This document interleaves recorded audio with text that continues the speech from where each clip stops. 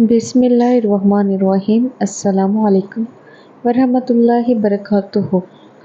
ایسی عورتوں سے فاصلہ رکھو جن میں دو چیزیں ظاہر ہو رہی ہوں،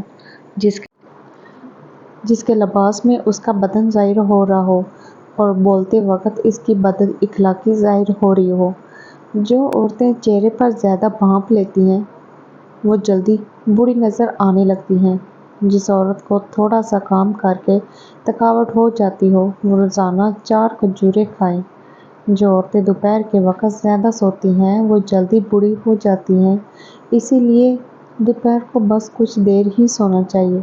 جو عورت کھانا پکانے کے دوران یا لطیفو یا ودودو کا ورد کرتی ہیں ان کے گھر سے لڑائی جھگڑے اور نچاکیاں ختم ہو جاتی ہیں اور پیار محبت اور سکون آ جاتا ہے۔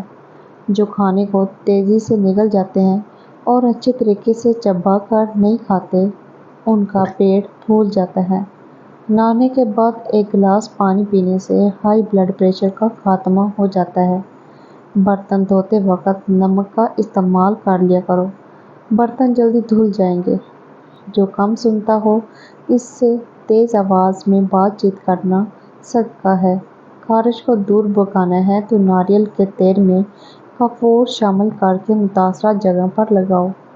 معدے میں تیزابیت ہو جائے تو ایک دانہ کھجور کا کھا لو۔ کاجو، چنے اور مکئی کا آٹا ملا کر کھانے سے شوگر کنٹرول میں رہتی ہے۔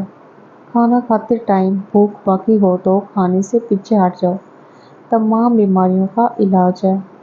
ادرک کو بھون کر کھانے سے جوڑوں کے درد میں آرام ملتا ہے۔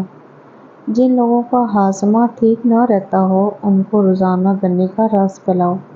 کیا آپ کو معلوم ہے سمندر کی تہہ میں اتنا سونا موجود ہے کہ اگر یہ زندہ انسان میں بانٹا جائے تو ہر انسان کے حصے میں 4 کلو سونا آ سکتا ہے۔ کھڑی ہو کر نہانے والی عورتوں کے بدن کی جلد پیلی ہو جاتی ہے۔ تیز تیز چلنے والا انسان تیز دماغ ہوتا ہے۔